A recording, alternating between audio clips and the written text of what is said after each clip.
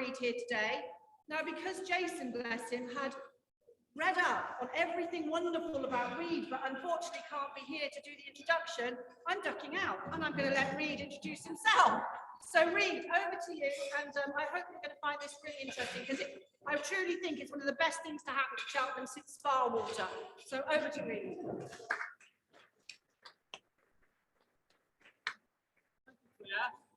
Theirs was not a commercial town in the ordinary sense of the term.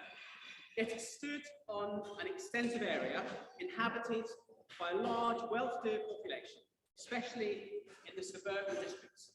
And it possessed very excellent shops, attracting buyers from far and near. They might therefore describe it as a shopping centre. A great deal of money passed through it, and the volume of trade was larger than it appeared to be on the surface, and larger than that generally associated with a watering place. These are the words of James Agg Gardner, MP. These were recorded on the evening of Friday, 21st of February, 1902, almost exactly 120 years ago to the day, at the initial meeting of the Cheltenham Chamber of Commerce in the Victoria Rooms on the High Street, now Marks and Spencer's. James Agg Gardner was also the owner of the Cheltenham Original Brewery, which eventually became the Whitbread Flowers Brewery in 1963. And I'm old enough to remember the smells of the brewing in the early 90s when I was new to Cheltenham. And today I now work in the brewery quarter, where I see the old tower of the Flowers Brewery every day when I enter Hub 8. And Hub 8 is a co-working space in the brewery quarter, where a number of tech companies now work. Hub 8 started operating in September 2019, and it's grown hugely over the last 2 years, even through the pandemic. And it's part of a wider movement of tech companies that link to the work in the Golden Valley, where I work, for Cheltenham Borough Council. And hopefully today we will lift the lid on some of that and the Golden Valley. Now, I've spent a career working in the tech industry, with government, with academia, startups, large tech companies, a strong focus on innovation and entrepreneurship. And meeting Bruce Gregory, as I'm sure a number of you will know, that actually resulted in me coming here today. At CYNAM, Cyber Cluster for Cheltenham, we met at an event in the Jury's Inn in 2018, and that led us both on a journey of discovery. So today I want to talk about the past. I want to give you an insight into what's been going on in Cheltenham, particularly in the last few years in the cyber tech community. Where did it all come from? And why did it happen here? But I also want to talk about the future, to give you an overview of the Golden Valley development, its value proposition, what are the opportunities, and how does Golden Valley link to the UK government's cyber strategy and levelling up agenda. But then I want to finish with the present. And it's not all about cyber. So much going on, even in the cyber tech world. We've got GovTech, we've got AgriTech, we've got all the businesses represented here today. There's so much going on. And then there's the whole cultural capital that Cheltenham is. And what are the opportunities now and in the future for your businesses, for your charities, and for you as an individual? And what is the role going forward of the Cheltenham Chamber of Commerce in all of this? So I want to start with a story about a group of 5 engineers who worked together back in the early 2000s. In 2012, they created a tech startup here in Cheltenham. That company is called Rickjar. One of the things that makes them special is that they all worked at GCHQ, the UK government communications headquarters in a world of secrets and data. They rented a small office in the Cheltenham Film Studios, some of you know where that is, to follow their dreams of creating something big.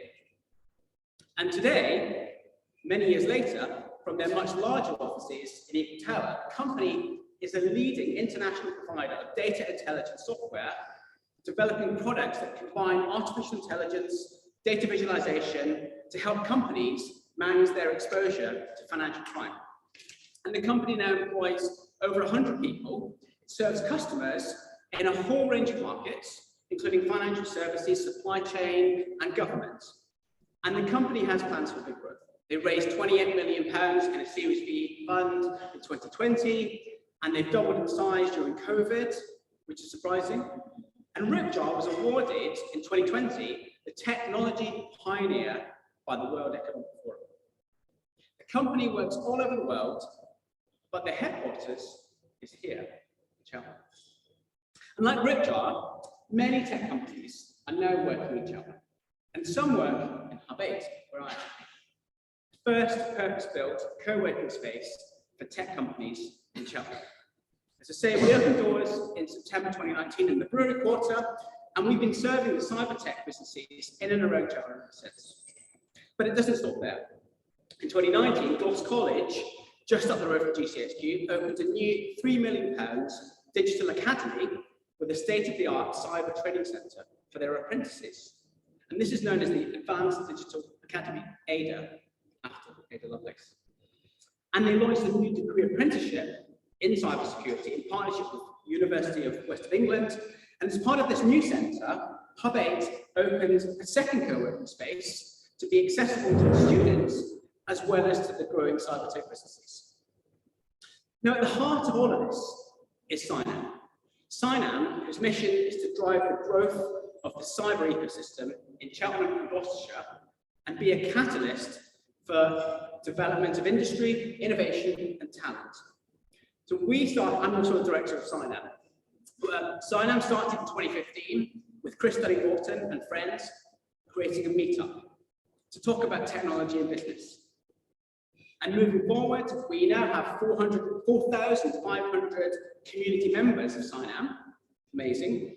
And they've attended events, they've signed up for newsletters or engaged with Cynam in some way.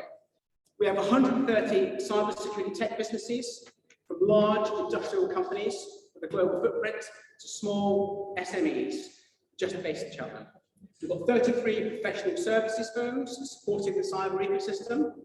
We're engaged with 14 public sector organisations, and we have 26 academic and educational institution partnerships, and over 35 industry partners that help us with annual and event sponsorship. But where do these tech companies come from? Well, let's find out. Applications are invited from men and women between the ages of 16 and 25, possessing a general certificate of education or equivalent in 4 subjects, one of which must be mathematics or science. Their work will be concerned with physics and electronics applied to communications. Successful candidates will serve in Eastcote for approximately 1 year, after which they may be required to move to Cheltenham. Apply in writing to the Establishment Officer, GCHQ. This was from the Harrow Observer on the 30th October 1952. You can tell I had fun researching this. So from 1950 to 1954, GCHQ made the move gradually to Cheltenham from Middlesex after it had moved out of Bletchley Park in the Second World War. A senior GCHQ officer was interviewed at the time by the Gloucestershire Echo in 1953, saying, and I quote, "We want to be Cheltenians." And Cheltenham Town Council at the time were keen to support this move, so apparently they built 580 houses in Hester's Way. And the coming of GCHQ, quoted in the Gloucestershire Echo, says, "The coming of GCHQ may well mean civil service careers for a big proportion of young Cheltenham people." Over the next 50 years, GCHQ continued to grow on 2 sites quietly until in 2005, its staff moved into a new purpose-built 1.1 million square foot headquarters in West Cheltenham. And the new building was soon being called the Donut. And over the years, that's become one of the most iconic buildings in Cheltenham and in the UK. Similar shape to the Ivy, really. And now our story moves on. It moves up a gear. In 2015, George Osborne, who was then the Chancellor of the Exchequer, came to Cheltenham, and he gave a public speech to GCHQ on cybersecurity. Among other things, he promised that there would be a Cheltenham Cyber Innovation Centre where, and I quote, where cyber startups can base themselves in their crucial early months. And this Cyber Innovation Centre was expected to become a platform for giving those companies the best possible start in life.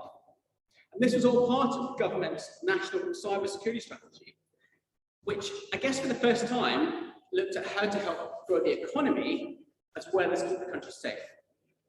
And over the next few years, a Startup Accelerator program was launched as part of this Cyber Innovation Centre, where cyber tech startups could come to Cheltenham for months at a time to receive support and coaching and develop their products and services and their businesses. And the impact of this program was starting to be felt outside of GCHQ, elsewhere in Cheltenham, as companies such as Aquili, that you probably haven't heard of, set up their headquarters in Cheltenham to grow. Incidentally, they were acquired by a larger tech company, Egress, just last year or so, and they're growing ever since. And so the NCSE for Startups program, as it's called now, has helped more than 40 tech companies raise in excess of £100 million in external investments. All of these companies have spent some time in Cheltenham during the program, but I'm guessing from the blank faces that most of you have no idea about that. Well, I'm telling you now. And it's on the public domain. And George Osborne's visit coincided with a change in leadership in Cheltenham that helped to develop this new cyber tech ecosystem. So Alex Chalk, who was elected MP for Cheltenham in 2015, he hosted George Osborne's visit to GCHQ. And over the years, Alex has been a strong champion for growth in the cyber sector in Cheltenham, through writing in the media, convening and supporting local events, and through his leadership in Parliament. But of course, also Cheltenham Borough Council really saw the opportunities there, and they set to work with other local government organisations. And in December 2017, Gloucester City, Cheltenham Borough Council, and Tewkesbury Borough earmarked the West Cheltenham development as a strategic opportunity in their joint core strategy. Moving forward to 2018, the UK government launched a Garden Communities programme to promote sustainable development of major towns in the UK. And in November 2018, the Borough Council of Tewkesbury submitted a joint bid for the Golden Valley development to become a Garden Communities programme. And that was successful in 2019. Then in March of that year, Gloucestershire County Council submitted a bid to Homes England's Housing Infrastructure Fund, £220 million, to upgrade the M5 Junction 10 to support the increase in housing. And G1st LEP have been amazing. They successfully obtained £22 million in infrastructure investments from central government for the West Cheltenham Transport Improvement Scheme. And we're seeing the results of that today. It's not finished yet, and apologies for the disruption. It's my fault. But I mean, it's written. I mean, the infrastructure, the amount of investment that's going in to Cheltenham and the surrounding area to support what is growing is incredible. And then in 2019, in August, Cheltenham Borough Council bought 45 hectares of prime development land in the west of Cheltenham for £37.5 million, and that's when the Golden Valley development project really got going. Cheltenham Borough Homes, with Cheltenham Borough Council, committed £180 million to support the delivery of up to 3,700 new homes in the area, and a lot of those we are hoping will be in the Golden Valley development.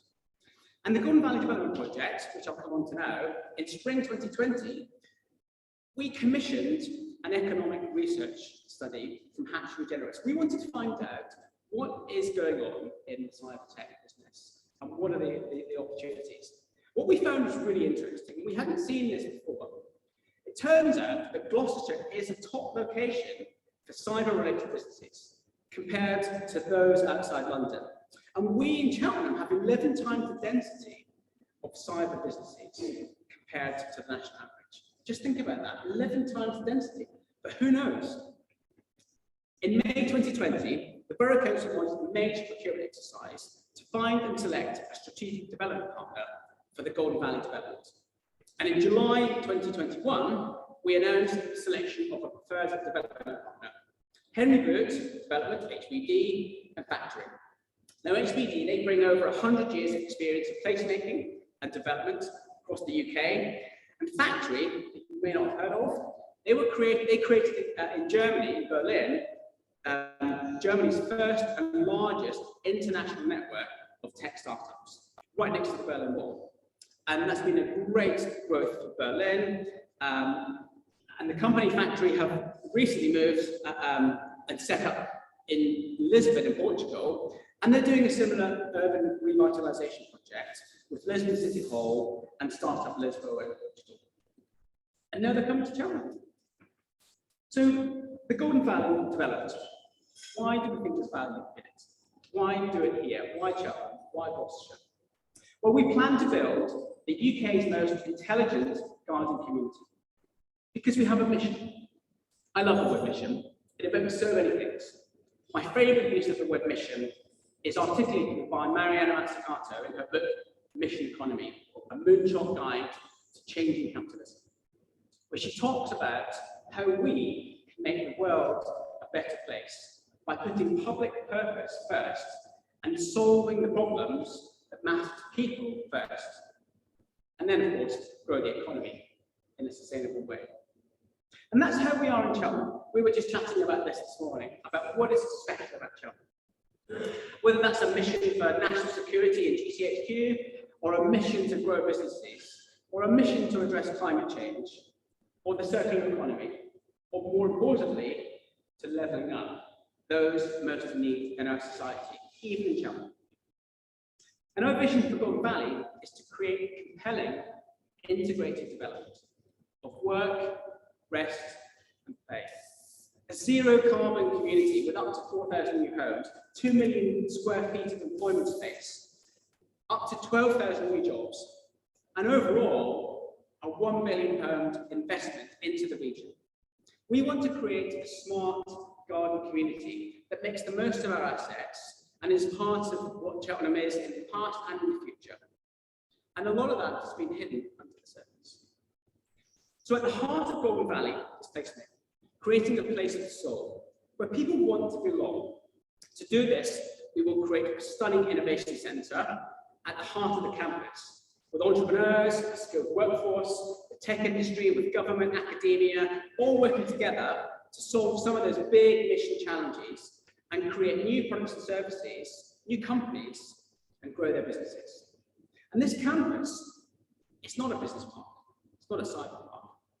It's a place to live and work and to be. So if it's a business park only, I think we failed. And there are many strands of the value proposition of Golden Valley. We have a strong tech ecosystem of companies already here that I've talked about, in Hub 8 and elsewhere. We've got great academic institutions such as Scots Cole, University of Gloucestershire, who are already raising their game to meet the changing needs of students and employers. And there's also 20 universities within 75 minutes of Cheltenham, many with world-class universities. And we've got the Royal Agricultural University, and we've got Hartbury.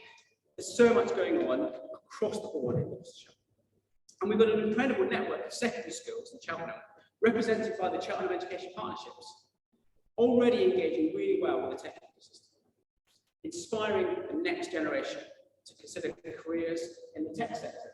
We were just chatting this morning about STEM, and there's so much opportunity in the tech sector, even in Cheltenham. But how do we create that imagination in our young people?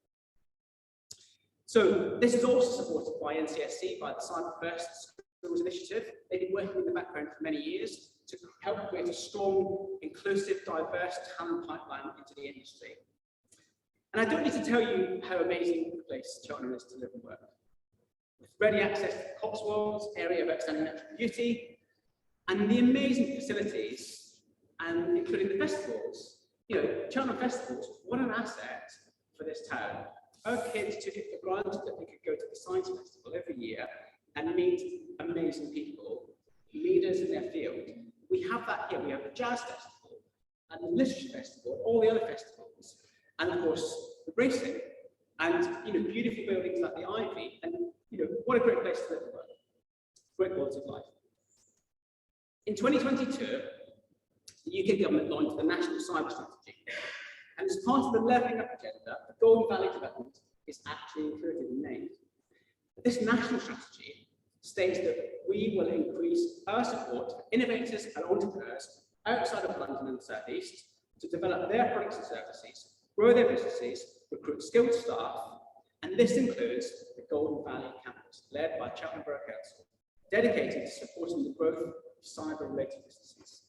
And on the 25th of January this year, Julia Lopez, Minister for Media, Data and Digital Infrastructure, visited Cheltenham and saw the ambitious project for herself, as well as meeting staff and students at Boscol, G1st Lair, the Western Gateway, festivals, lots of stakeholders and representatives, all diverse but with the same voice, wanting the same thing, wanting that growth, that sustainable growth, and that value for people.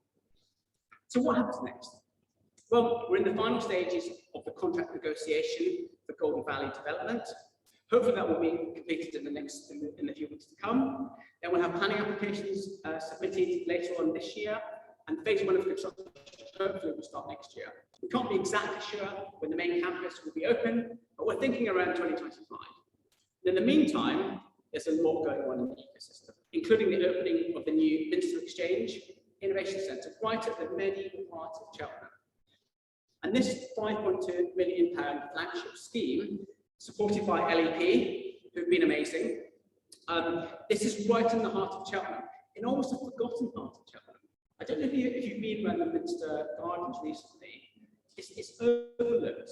That is going to become a real centrepiece for the town centre, and an opportunity to bring together the cultural sector and the technology sector with the festivals. There'll be a performance venue for young people, as well as co-working spaces and private offices in the style of Hub 8.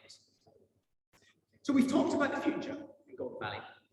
We've talked about the past, GCHQ and the rise of the tech companies. But as I finish, let's come back to the present and today. What does all this mean for you here today? For your businesses, for the Cheltenham Chamber of Commerce, and for you as individuals? So many different sizes and types of businesses here in Cheltenham and beyond, even in this room today. How can Golden Valley and the cyber-tech ecosystem possibly be relevant to you?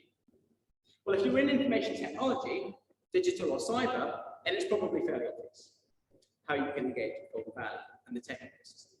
But if you're not a tech company, what can you do? I mean, after our breakfast today, we have accountants, we've got lawyers, HR professionals, marketing specialists, advertising, PR, property, construction, banking, finance, management consultancy, energy, utilities, hospitality, entertainment, leisure, transport, logistics, healthcare, engineering, and charities. It's amazing. I think we need to use our imaginations. We've got to be curious, and we've got to seek out the opportunities to work with that tech sector, but also look indirectly and look at the subtle ways. And of course, with more people coming to Cheltenham, that means more opportunities for business in Cheltenham. And there will be opportunities, I think, to help create the Golden Valley development itself. For example, in construction and infrastructure, but also new businesses and new opportunities when the Golden Valley campus is up and running. For example, food and beverage, leisure, entertainment, events, hospitality. And there's potential for new businesses in housing, education, environment, and culture, to name a few. And then there's the potential to support the new businesses that start life in the Golden Valley that we haven't dreamt of. And businesses that are moving into the area, even now. Again, working with LEP, G1st, and Department for International Trade, over the last year, we've been putting together a case to drive the growth of the cyber ecosystem in Cheltenham and Gloucestershire through industry development, innovation, and talent engagement overseas. And this project is going to be launched later in the year, and it will go to many of the UK embassies and consulate overseas, telling people overseas what is so special about Gloucestershire and Cheltenham. Perhaps you fancy starting your own tech startup. Why not do it here in Cheltenham? It's the most exciting time to be in Cheltenham, in my view, when there's so much opportunity for sustainable growth. It's doing it in the right way. It will benefit us and our communities. Don't wait for the opportunities to come to you. If you want to find out more about cyber tech and the ecosystem in Cheltenham, then you might like to register for the next sign-on event. That's on the 10th of March, 6 to 8 p.m. in the Pitbull pump room, from this pump room to another pump room. And the theme there is going to be on ecosystems, collaboration, and partnerships. What's next for our thriving cyber tech ecosystem? Tickets are free, but we only have so many places available, so it's a first come, first served basis. There'll be networking before and a bar afterwards. So I want to end now by going back to where we started, with brewing and the original Cheltenham Brewery. News broke on Wednesday, 7th of January, 1998, that Whitbread, the brewing and pub giant, was intending to close Flowers Brewery because real ale was in decline and there was a diminishing demand. CAMRA, a campaign for real ale lobby group, was an uproar. There was even an early day motion tabled in the House of Commons on the 28th of July that year to signal the MPs' regret at Whitbread's intention to close the Cheltenham Flowers Brewery. The motion was signed by a number of MPs of all parties, including our then MP, Nigel Jones. But the brewery closed for the last time in 1998. Jobs were lost. The land was wasted. But fast forward to today, there's a flourishing brewery quarter, alive and well, creating jobs, providing a host of services to the people of Cheltenham, including the cyber tech ecosystem. It's a far cry from 1998. And what would James and Gardner and the first Cheltenham Chamber of Commerce make of things now in 2022? We can only wonder.